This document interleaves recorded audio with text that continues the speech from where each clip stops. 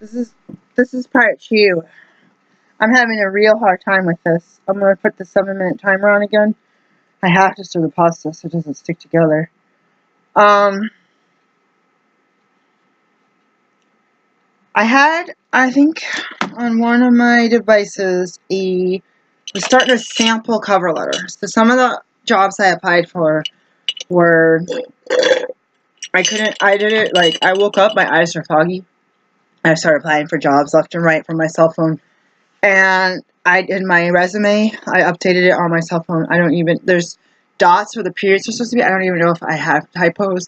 Stuff autocorrects. It's so small because I'm using this tiny screen. I had been, so I told you I applied for job financial aid. It was also a teaching position.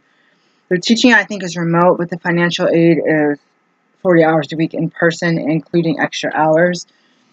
That job, I don't think I qualify for, except that I did work in financial aid office. It's not on my resume. And the first thing that was on my resume before was naturopath. My hair is like a wild mess. The second thing, I changed it, but I don't know if I just changed it on Indeed or if I actually changed my resume to put Pizza Hut because I was doing restaurants. So I'm going to do restaurant, vending / demos, medical.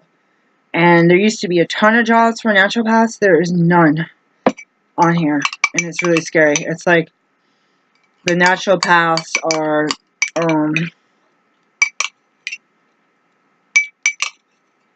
the only thing is probably classified ads where they're like, pay for the rent space. We're looking for naturopaths to join our team, but they're basically paying rent to keep their building open and using that space. And maybe having a shared reception, maybe.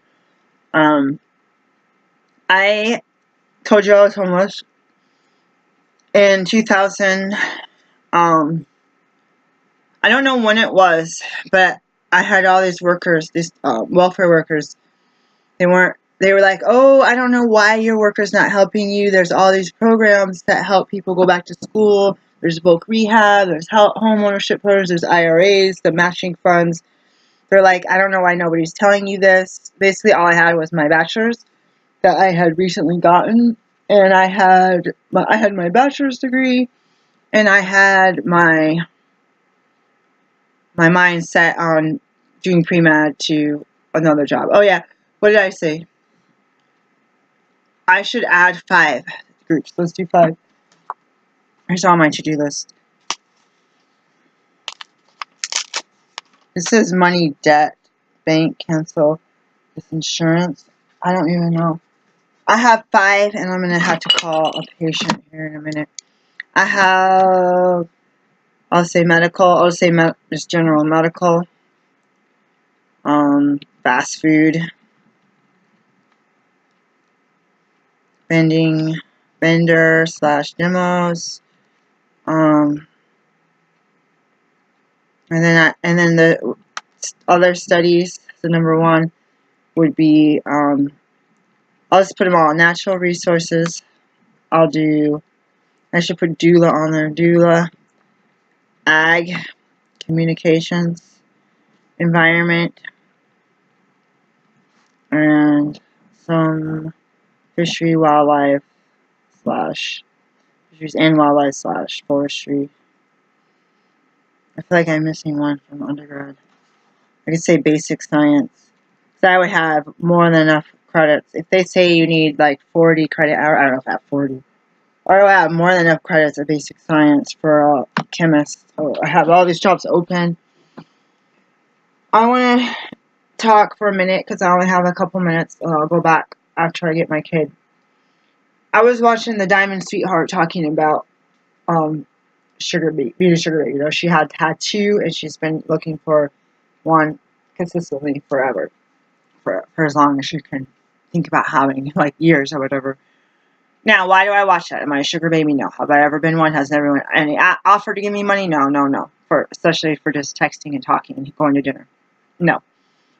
I was interested in her valuing herself as a black woman, working on her health, being chill with her friends and having some downtime with family, her beauty and her hair. She has sometimes natural black hair, which takes a lot of time. You see her on her college breaks. I'm like, oh, that's a good time to do your house and your hair. And what else? While we talk, because the timer's gonna go off, I sold an item. I gotta go. I want to get I don't want the vendor to, I'm the vendor. I don't want the customer to think that I forgot about the product. I don't even know what I did with it. I think I just had it on the other video, like 2 days ago. I watch her because she's meeting men online through Aubrey, Plenty of Fish, everything. And she's talking about safety, she's talking about scammers, she's talking about meeting up in public places, not going to their house, and not having sex, not kissing them. There's no romance. It's a strong friendship / kind of boyfriend, like old-fashioned relationship. And I gotta weigh this, guys. I hope it weighs under a pound. It feels like I could be cutting it short. I hope that it's also in good condition. What I'm gonna do right now, since it's not in the bag I like. So she's going out. Here's a water review. It was smaller than the Perrier. The Perrier glass was on sale for 2 for 5, or 2 for 3. This was $125. Do you want a second one? Was it too saucy? Was it too saucy? Okay. I'll put the rest away. I'll wait. I'll put maybe a little more some. I'm gonna, can you stir her? Never mind. You don't have to. I'll stir it. This was the Signature Select Italian mineral water from Safeway. Oh, it is time for me to stir. And, well, I promised my rabbit a banana too. He's going to be waiting for that. Safeway, I used to shop at a lot. Albertsons, I used to shop at. That's the same guy now. It used to be, what's that third one that they bought out? I don't even think that exists anymore. My ex was like, Albertsons is so cheap back in 2002. And I started going to Albertsons after my kids' school, or before I picked them up from the daycare. After my school at PSU, was on Beaverton Hills, still higher with the Albertsons. There was the Albertsons and a Safeway. I think one else closed down. I think the Safeway closed. The Albertsons is very kosher. I don't know. I don't feel like that would have shut down with the specialty items. And this one up here by me, they used to have these big white rock wall. I loved it. My neighbors had those in Michigan. That was the coolest things. Everything was like so sandy. That was different to me. It's kind of like Florida, exotic. Every day I said I want to take a picture of this Safeway, and every day I didn't. And I said, you know what? This wall's gonna be torn down. They're gonna remodel the store. They made this. It was old, dingy 1960s. Like they made the store fantastic. They have a parking garage underneath, modern state-of-art Starbucks, lots of windows. Parking out front a little bit. I never like to park right out front. End up in the garages. Like, what if there's an earthquake? Oh my God, I'll freak out. I'm gonna go throw the food. So with my Fred Meyer vending job, I'm spending all my credit card is Fred Meyer. Like, oh shoot, this is on sale. I gotta get it. Oh shoot, my daughter needs lunch for next week. And I just got that stuff. And I was shopping mostly at Winco because we were really poor. And then all of a sudden, I've been having the 2 Fred Meyers near me they're nice employees are just nice. They're just still nice, even if they're in a bad mood. The rude ones and the racist ones just get worse and worse and worse. And I'm done. Like, I'm not going to tolerate their behavior. And I always shop at the stores. I know somebody there. I'm going to pay money. That'll help that person keep a job. But it's getting to a point where their managers and their supervisors are so racist. They don't acknowledge you if you need help. If you talk to them, if you're in line, they don't have you never do anything to them. They just look right through you. every single time. Look right through. Not even one time. Look up and smile. If you do something, the receipt won't print. They're just going to be in a huff. And they're not like that to the white customers or to their white employees. They're not like that. Maybe it is me because I'm a vendor in the store and they don't like it. But it's also selling more products, which also keeps the store open. And even having other eyes in the store, people try to mess with stuff and steal stuff, and they keep looking at me. And I was like, "Why are you looking at me?" I'm thinking, I don't work here.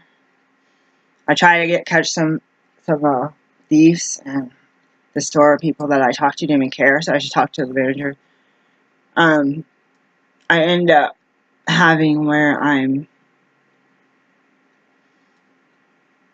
seeing all my paycheck go to the store, and I'm like, enough is enough. Like, just take. I had a boycott because people were making me cry. I was sitting in the parking lot. I had to boycott it for a little while, but that last. You're there 20 hours on a weekend, and you don't have time to put food in your mouth. Sometimes it just becomes a matter of, oh my God, I'm about to pass out. I gotta go buy a banana. Like, you just already don't have any water. Like, you're working as a vendor. You don't have a break room with water available. You don't have anything. No cookies that I don't eat the cookies, but no fruit bowl for the employees for the holidays. They have that stuff, food for the employees. Yeah. I'm not an employee. I don't get anything. The reason I brought up the sugar baby thing 2 days this weekend, when she talks about safety online, safety with the phone, who knows how much information. Are you going to be alone with these people? Are you going to have your friends? And this last one, she talks about this guy was her trying to be a sugar daddy. But sometimes she doesn't even use that. She's like, I'm looking for someone generous who wants to share with me. She doesn't even use that terminology, so they don't even know that they're being a sugar daddy. And this guy ends up saying, I wish you were here. I just woke up. I wish you were in bed naked next to me. And she basically like, oh, no, I don't do that. And they went on and on and on. And she's not a prostitute. She's not a hooker. She's not sleazy. And she goes, I'm not going to put up with that. That is not who I am. Now, why do I bring this up? Because I have one of the lingering OkCupid guys had the same exact, I wish you were here naked with me now. And I'm like, yeah, right. And we got to conversation about him having been alone for 3 years, aka probably maybe you didn't have sex for 3 years. Like, that's a long time. I was like, you don't even know how long I've been alone. It doesn't even matter. But I am not going to get in the car and go sit naked in it. This guy has nothing to say to me. They're just trying to get a booty call. And they're probably already getting booty calls for other people if the other people even put up with that garbage. But it made me feel cheap. And watching this lady say, oh, this guy said, I want you here next to me, and she said something else, and then he went off on her. So what did you expect this relationship to be? A booty call. And so she's like, that's not me. And I respect my body, and I follow God. I believe it's a temple that I need to cherish and take care of and be healthy, and not just loosely act sleazy. And I'm lucky to be in my sexual health is lucky to be healthy. And I had a few scares as a youngster, and I'm lucky to not have received some life-threatening issues. I had some issues that woke my eyes up because it only takes you one time to do something weird, or for me, even having been raped, which was really bad, more than once, and that's scary because you have no control, or someone could try to give you HIV or something, even unknowingly. So someone else is saying your work is disrespecting you, and I had another job say your work is disrespecting you, your work is treating you like garbage, and it's messing with your reputation, and it's just that. So these people always like, look for another job. They're not quitting their job. The one job they did quit. One actually tried to quit the job, went back to it. And for me, not getting in a car right now, dropping my daughter off and going to some guy's house and being a booty call, I am not going to do it. I'm not even attracted enough to someone to just like let go of my morals and values. And I don't know how to explain it, but if I'm gonna not let someone treat me like a cheap whore, then why do I even let these guys? I should be like, delete as soon as you said that. Nope, that's not me. Someone asked your friends with benefits, hook up. You want to hook up today? You would do no. I said no. Someone else a couple want someone to play. Nope. Someone else, we have sex with my boyfriend. No. Like I don't know, but it's fun talking to you guys. So I can't pretend that I would. That's bad. That's bad. That's messing with my morals because if you get yourself a thing where some druggie's gonna be all hyped up and come and try to rape you and find your phone number and like reverse phone number, your address, and I feel like the food's gonna burn. I gotta get down there. You end up being treated like a cheap whore at work. Disrespect. There's one upper level person. I was down in the kitchen and when I'm working, they don't acknowledge me. And the sense I got that came as epiphany just now, like an hour, like 30 minutes ago, it was like I was a hog snorting in a corner and doing what I'm supposed to do, what hogs are supposed to do. And I'm snorting in the corner. And they just peek around the corner to make sure I'm not destroying the product that the customer's going to get them rich for buying. And when they see I'm not destroying the product, they just walk on. So it's not like I'm not even worthy of being a human that they can say, hi, have a good day, or I appreciate you working here and being here for over a year. They don't even look you in the eye. They don't talk to you. They talk to everybody else. They come up to everybody else around you and talk to you. Talk to them, sorry, and ignore you. And it's like, you're just treating me like a hog. It's like, what is that, a gold ring and a pig's snout? No, it was a different story. Just throw the pearls at the swine. What is that? If I'm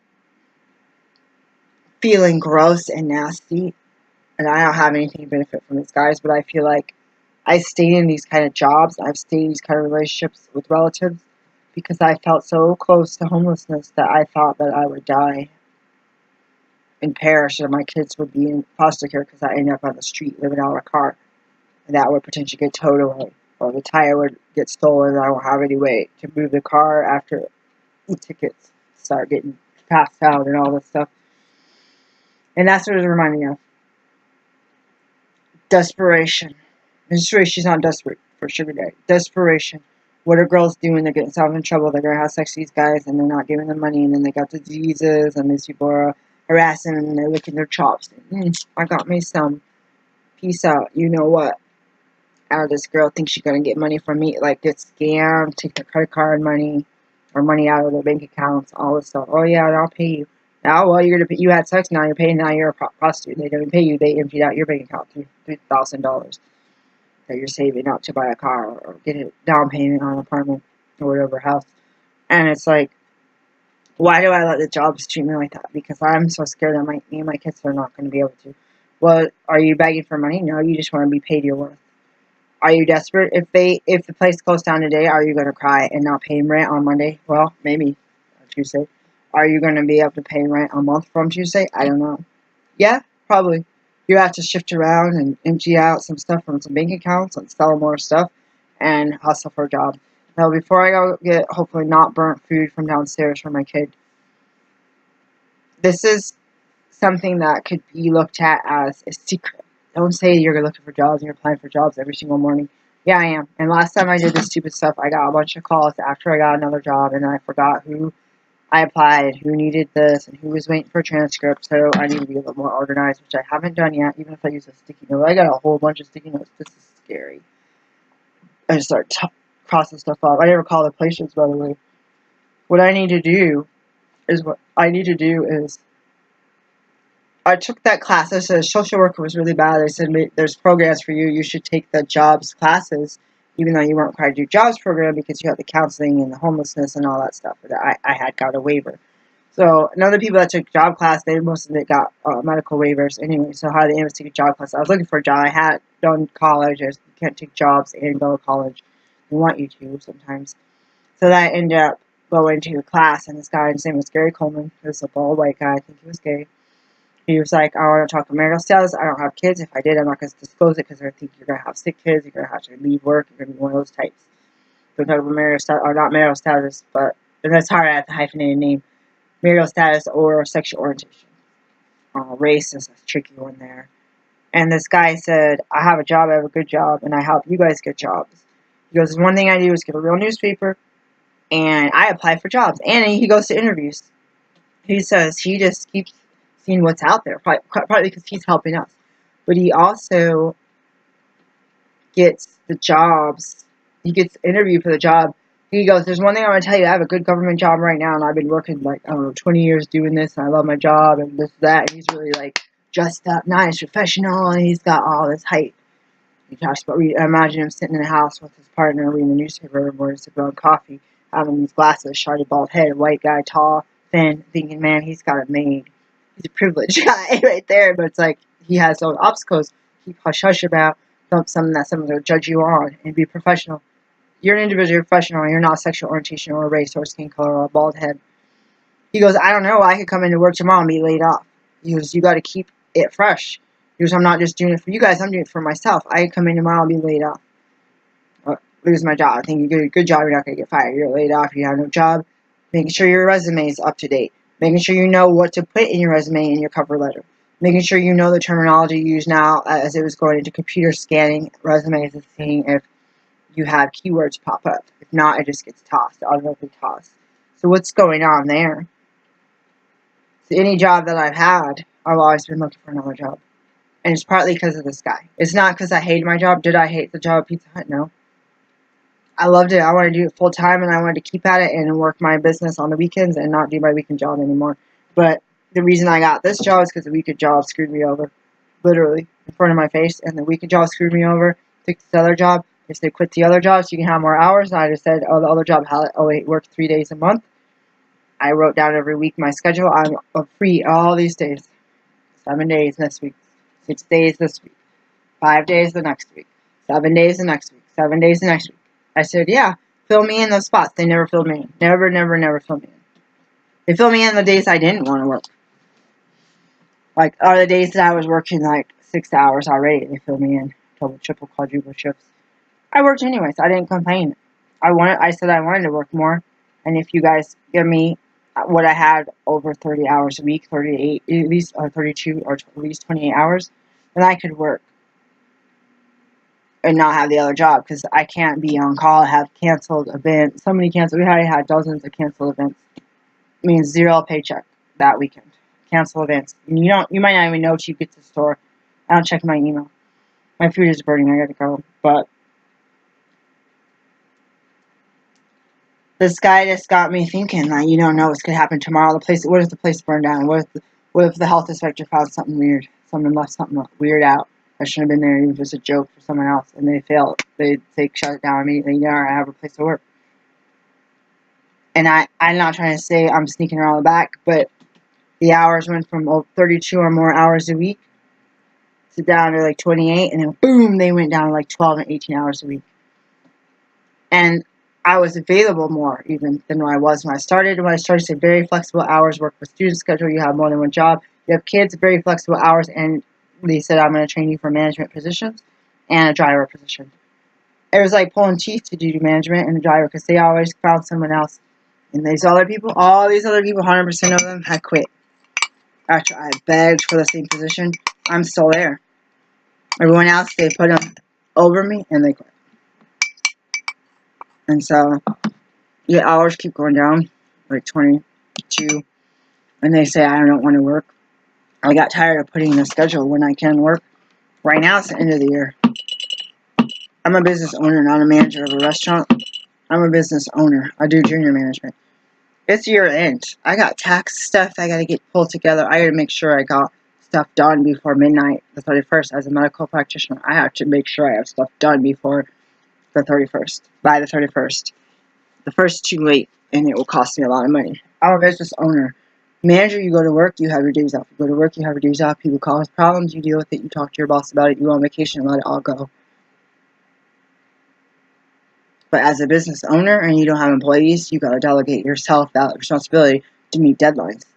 And so once in a while, which is the only time I took off, was Christmas Eve and the Sunday before. I didn't even work Sunday before, but Christmas Eve and today are the only days I took off. The whole time that I've been there for a year. I worked every other holiday. Peace, guys. But that job thing, I love the job. I wanted to continue to work it. I considered being demoted. I said I wanted to be pushed up. There was another store that was missing a bunch of managers. I volunteered to go there. He never once gave me one time there. I said, I'm just going to stop by then and visit. I told him all three people I would agree to the job. He never called me in to do the job, and they make it hell on us to have someone else go out there. And I said, I volunteer. It's right down the street from my house. They ignore you, and then they say you don't want to do work. When you're begging, writing it down, they said the only extra work way to give you is you can work a 17-hour day. I said, do you think I really can work? I don't even physically think I can work 17-hour day. That's the only way that they're going to bump my hours if I work 17 hours. And so now it's become rent is higher, fees are higher, gas is higher, and my savings has been wiped out. And the other job is still... Bye, guys.